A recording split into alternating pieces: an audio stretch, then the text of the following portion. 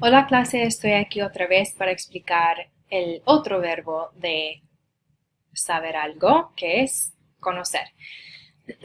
So now we're going to go ahead and get started with the verb conocer. We just finished a short video on the explanation of saber and when to use it, which is to explain to someone something you know if it is pertaining to facts or information and or knowledge.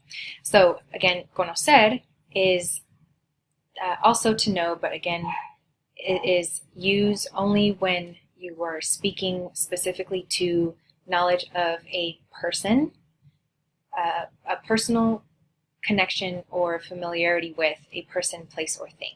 So as I have on the board here again, and as you will also see in the chart on the slideshow, conocer is conjugated much like saber in that only the yo form is irregular.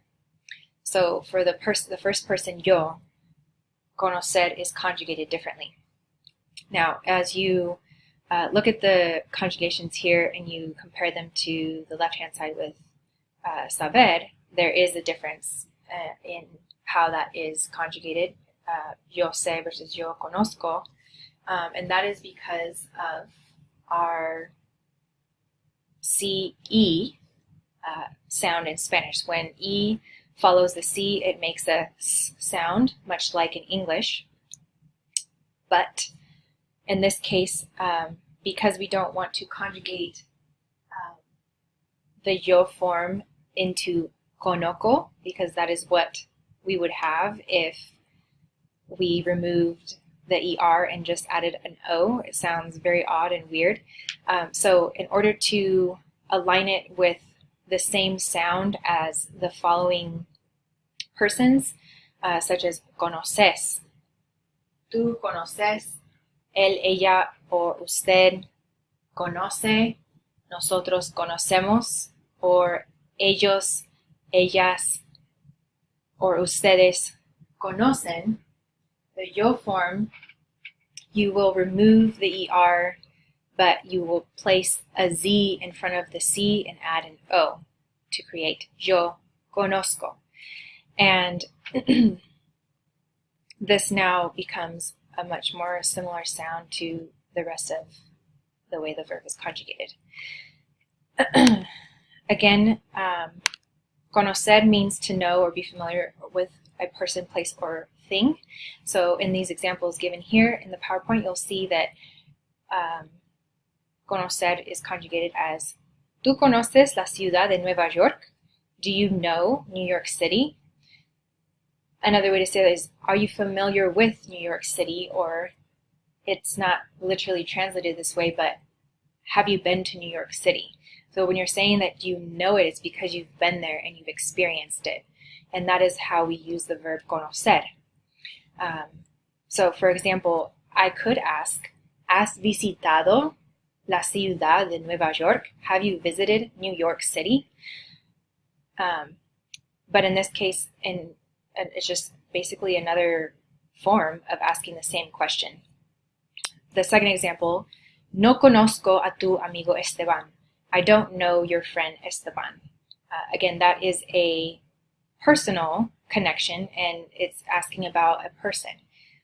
Now, if you notice here, you see a tu amigo instead of no conozco tu amigo Esteban. The A is there for a reason, and as we move to the next slide, you'll see why. When you use the direct object of conocer, a person or a pet, the personal A is used. And it's called a personal A because you're connecting it with a person or a living thing, such as an animal. So on the left-hand side, you'll see conoces la Habana, which is a place. There's no personal connection there, so you don't have to have the A there.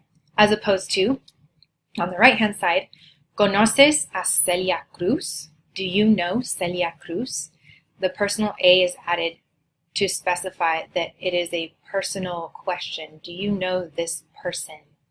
Or if you maybe have a pet, you could say, or someone else has a pet and you ask, ¿Tú conoces a Pedro, el perro de Emily? Do you know Pedro, Emily's dog? Or do you know Emily's dog, Pedro? And again, you use the personal A so that you are clarifying your question. Moving forward, I also wanted to bring attention to what I had just previously explained with the conjugation of conocer. It is similar to the conjugation of parecer and ofrecer. These are both very similar because they are ER ending verbs that include a C before the ER. And so in this case, parecer, which means is to seem, and ofrecer, to offer, the yo form, only the yo form, is irregular, which means you have to add the ZCO instead of just cutting off the ER and adding an O. Because again, pareco is not a word, and it does not make sense. Ofreco would not make sense either, which is why you add the stem, or you add the irregular conjugation ZCO to make parezco, or yo ofrezco. Yo parezco, yo ofrezco, or yo conozco.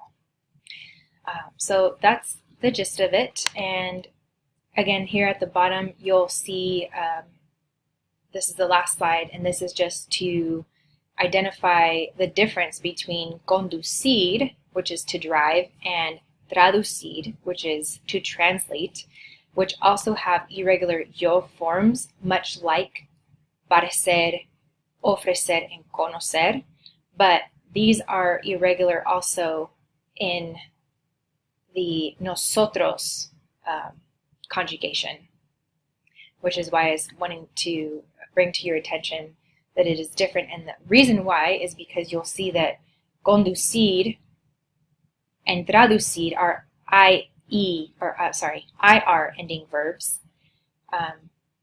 which means that when you translate or you conjugate the nosotros form, conducimos instead of conducemos. And same thing, traducimos instead of traducemos. I hope that clears up any questions you may have in regards to the differences between saber and conocer. If there are any other questions that pop up as you work through the material and the content this week through the activities, please feel free to shoot me an email, and maybe we can review it over the phone or do a virtual meeting online if you would like to do that as well. Okay? Have a great week.